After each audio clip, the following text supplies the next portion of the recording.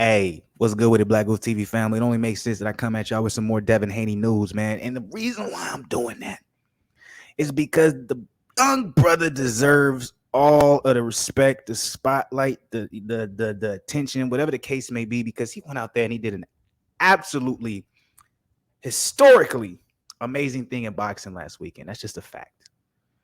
And I'm telling y'all right now, when I say that's a fact at the end of whatever the fuck I said, you should have disputed, man, because it's a fact. If I tell you, nigga, the moon is square and I say it's a fact at the end, why would you argue? I said it's a fact. So it obviously is a fact. You know what I'm saying? Anyways, y'all see the headline up over here, man. Y'all see the title, Devin Haney, a possibility to move up to 140 for the next fight, not ruling out anything. Look, if y'all up in here, y'all watching this joint, I appreciate you and I salute y'all. Blessings, positivity. As always, hopefully y'all feeling the energy through the screen. Just make sure if y'all up in this joint long enough, you watching it, enjoying it, hating it, whatever the case may be, man, hit the like button for your boy, man. Show some love, man. Give me in the algorithm. Subscribe to the channel, man. Be part of the BlakGooseTV family if you're not part of the BlakGooseTV family, because it ain't nothing better than being part of the BlakGooseTV family. Notification gang. Share this joint. And as always, man, drop whatever you think below in the comments. You know what I'm saying? If y'all got some hate for your boy, y'all got some love for your boy, if you got something in the middle, whatever the case may be, go ahead, drop in the comments. Now, let's go ahead and get into this thing, man. Like I said before, Devin Haney is just pure greatness, man. He just pure greatness. Like, I'm going to tell you that right now. He's 23 years old, and what he's doing right now is crazy. Like, I lowball wish I was younger to, you know what I'm saying, really appreciate it. Like, watch this shit, like, close to his age and be like, God damn, but I'm kind of happy I'm older watching what's going on because it makes me appreciate it. And I think that's why he gets a lot of hate. I think that's why a lot of people criticize him. You know what I'm saying? Like, they can't fathom. They can't register. Like, bro, really 23, he went over to Australia, went crazy, and he came back undisputed. And I'm going to guarantee y'all this too. He would have did the same exact thing if his father wasn't able to come across, you know what I'm saying, the country. He would have done the same exact thing if they would have denied that brother a visa. He would have done that same thing if his father wasn't there. So that's just greatness to me. I can't imagine doing some shit like that at 23, nigga. You know what I'm saying? I'm fumbling the bag like a mug at 23. That's just 100 with you. Let alone go over to Australia, go crazy. You know what I'm saying? The way he did, like, come on. A lot of hate I'm hearing when it comes to Devin Haney, man. A lot of jealousy, all the types of things. You know what I'm saying? It makes sense. It's all good. You know what I'm saying? A lot of y'all might come in here and be like, man, you being extra. You talking about we hating. We got jealousy. Nigga, you fanboying. You being mad biased. Look, that's all good. Ask my guys in. Ask any of the OG motherfucking, you know what I'm saying, family members when it comes to this channel. I've been telling everybody Devin Haney is the best out of all these guys. My only one, you know what I'm saying, disclaimer when it comes to that, I might have been boosting up Tevin Farmer as that guy, but you know what I'm saying? Anyways, that's a different story. I still believe if Tevin Farmer, you know, if that weight cut didn't drain the fuck out of him from that Coco Diaz fight, we'd be talking about a different story. Because anyways, because you know Gervonta Davis been ducking Tevin Farmer. Anyways, look, y'all gotta stop hating on this man. And I think what we finna see from Devin Haney, he's finna change the game up. He's finna change up boxing, and that's what people don't want to talk about. People are. It's like I feel like when it comes to the Devin Haney fight with George Kambosos, what happened? They're talking about all the wrong things. They're talking about, should there be a rematch? You know, was it a boring fight? Devin Haney has all these different type of flaws we saw in it. George Kambosos didn't bring the fight. Like they're focused on all the wrong things, in my opinion. Y'all shouldn't be giving a fuck about the fight because it was very easily. It was very easy. It was very easy to say, hey, Devin Haney won. So it's like, what's the point of analyzing the actual fight and being like, oh, George Kambosos should have did this. Devin Haney should have did this. It was a boring, like, man, fuck out of here. Nigga, 11-round domination from Haney. Criticism is out the window. You sound stupid. That's like watching a basketball game or we watching the finals tonight and the Celtics blow out the Golden State Warriors by 40 points and you got to find a way to criticize what the Celtics did. Like, that's stupid. Only in boxing people do that, right? And then in boxing, they'll be quick to tell you like, oh, I can't criticize your favorite fighter. I can't analyze your favorite fighter.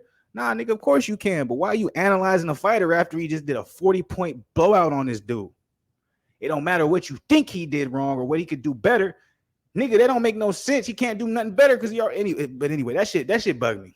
It bugs me to the umpteen, like it makes me go crazy, bro. Like when I see people trying to say like, oh, Devin Haney, he should be careful throwing that jab because when he throws the jab, sometimes it drops here and he leans over. Like that's how I know you've never been elite in anything, nigga. That's how I know none of y'all never been elite in anything or y'all never did anything consistently. Excuse me. You got to understand, when you consistently train a craft, what ends up happening? You create your own style. So there's no such thing as a nigga as talented as Devin Haney at the level that he's at, saying, this is a, you keep dropping your right hand when you throw a jab. There's no such thing as that. There is no such thing as bad fundamentals when it comes to dudes at the levels of Devin Haney, Ryan Garcia, Gervonta Davis. You may not like certain things. You may think because, you know what I'm saying, you sitting down and you doing your YouTube shit and you think you can be like, oh, I see more because I'm watching. Like, no, nigga, it's different from watching than doing. When you get your own style, you get your own style. No one can criticize you on your own style when you in it. What I mean by that is, of course, people are going to say, hey, this is how you should do it. But when you at that level consistently and you literally built your own type of system that works for you off of the fundamentals, nobody can tell Devin Haney, keep your hands up. Devin Haney will look at that motherfucker and be like, nigga, I'll beat him with my hands down. But that's a whole different story, man. We talking about understanding, you know what I'm saying? Understanding when you do something at a consistent basis that you're able to make it your own. You feel me? And it's like, I feel like a lot of people won't ever argue that if we're talking about something different. But it's like when we talk about something that has skill level or fundamentals, or we can compare this or that. But anyways, you know what I'm saying? I kind of got off the tangent. I just be hating seeing that shit. Like I'll say my things. Like I'll try and break down if I'm showing you something that they doing, I'll break down why they're doing it. But I'm never the type to be like, oh man, you see Ryan Garcia, he stands way too tall, so he gonna get caught. You sound stupid when you say that, bro. There's no one way to box. Niggas understand the fundamentals, have a foundation, and then when they get skilled at it, they create their own style within that. But yeah, anyways, sorry about that. That had nothing to do with the actual article, so hopefully y'all still watching. If you're not, whatever, you know what I'm saying, the case may be, I'm gonna go ahead and get into this.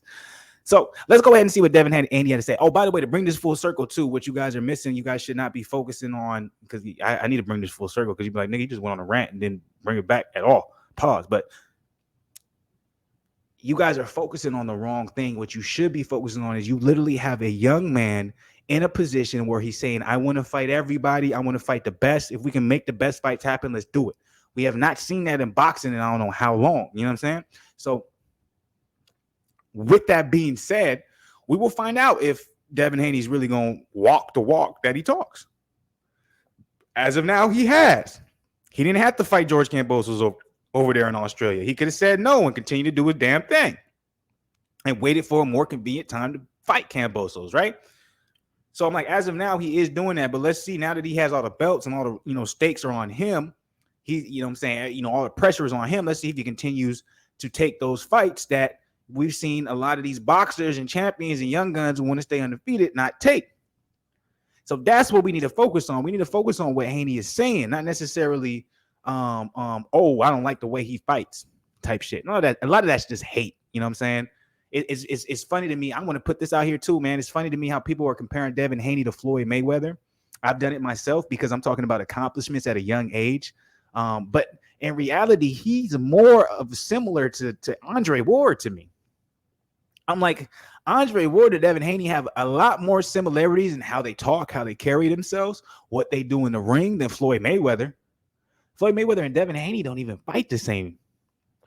Floyd Mayweather, I'm like you guys understand, like Devin Haney, he uses more of a Philly shell when he does actually, go into that, stylistic approach. Like Floyd, he used the Philly shell, but he created it into the shoulder roll, something that his father, Floyd Sr., did a lot. In my opinion, the shoulder roll is slightly different from the Philly shell. Some people might say you're wrong. In my opinion, the Philly shell is a little bit more open. In the Philly shell, you're a little bit more relaxed. You have this opening right here. You see where I'm protecting the body. The shoulder is here, but it's not necessarily tensed. You know what I'm saying? The shoulder roll is more tensed where the shoulder stays here to protect the face, where you can roll off the right, catch a jab, whatever the case may be. Okay? Philly shell is a little bit more relaxed where I'm here. Y'all can say I'm wrong. Y'all can say I'm right. Whatever the case may be, that's just what I see. So, that's my personal opinion. So I still think, and even though Andre Ward was a very traditional style, obviously you guys are saying, well, Andre Ward never used the shoulder roll. I'm just talking about stylistically how they approach the fight. When they come in with the game plan, they stick to the game plan, they make it work. Floyd adjusted in the ring millions of times. I've seen Devin Haney adjust to an extent, but I'm like Andre Ward and Devin Haney right now to this point never adjusted during the fight the way Floyd did. Floyd would adjust mid-fight. Floyd may have, he obviously will come in with a game plan, but he'll change that joint mid-fight. But anyways, man, let's go ahead and read this article, not keep y'all too long with it. We'll move on. Devin Haney is fully confident he can travel to Australia again later this year and beat George Kambosos Jr. as handily as he did Sunday afternoon. According to the contract he signed late in March, Haney has to face Kambosos in an immediate rematch in Australia in his next fight if he remains within the lightweight division. Though Haney is contractually prohibited from fighting another lightweight next, the undisputed champion could relinquish his 135-pound championship and move to the junior welterweight division. Haney would have to pay a financial penalty to Kambosos if the unbeaten Nevada resident moves up to 140 pounds for his next fight. I think they meant to put unbeaten Haney. A Nevada resident moved up to 140 for his next fight, but he informed Boxing Scene on Wednesday that such a move is at least a possibility. So he says, I don't know. Haney said, I've got to talk to I got to talk to the team, meet with Bob, Top Rank, Louis DeBella, and my dad, and figure out what's next. What makes the most sense for us in my career? So, we're not ruling out anything. I'm willing to fight whoever, wherever. Everything just has to make sense to me and the team. But we're not ruling out anything. We want to fight the best fighters in the world, and we'll see. We just got to sit down and talk things over. Normally, I do the sauna suit and the bath, stuff like that. But this time around, I didn't have to do anything. I was eating well during the whole camp, the fight week, the day before the weigh-in. I wasn't starving or none of that, and it paid off. It showed in the fight. I wasn't weight drained or anything like that. A lot of fights before, I wasn't doing the proper things to cut weight. But this time around, I hired a professional to guide me and to be there with me 24/7, and the results show. So that's straight from Devin Haney's mouth. He said, don't rule out any type of possibilities. Me personally, I don't think Bob Arum and Top Rank is going to allow that. I think they're going to say, hey, unless they can get him a fight with Josh Taylor or Teofimo. And I think that's why Devin Haney's putting that out there, because we all know Teofimo's making his debut at 140 in a month or two. Josh Taylor is having his fight at 140 in a month or two. So he has options, especially being with Top Rank. So I don't see Top Rank saying okay to him moving up to 140 and not doing the rematch with George Kambosos, other than it's against Teofimo or it's against Josh Taylor, and then he can move back down to 135 and then he can fight Loma, right? Or, I'm saying they're different. There is a lot of options right now. He's with the right promotion, in my opinion, to make some things happen at 135 and 140 for the next two fights. But we'll see. So this is already longer than I want it to be. So sorry about that. I went into my rant mode. I've been on my rant mode, man, a lot lately. So excuse me, y'all, man. Appreciate y'all. Anybody who's bearing with me, nothing but love. But salute to the people, man. Positivity, man. Stay blessed. Don't be stressed. Shit can get crazy. But just keep moving, man, and try to keep the pain to a minimal at least. You know what I'm saying? I tried to rhyme right there. I don't know if it made any sense, but fuck it. All right, but anyways, y'all already know what it is, man. Like the video, subscribe to the channel, man. Show love to your boy. Notification gang, share, comment, and on our social nigger side of the gang. I'll be back.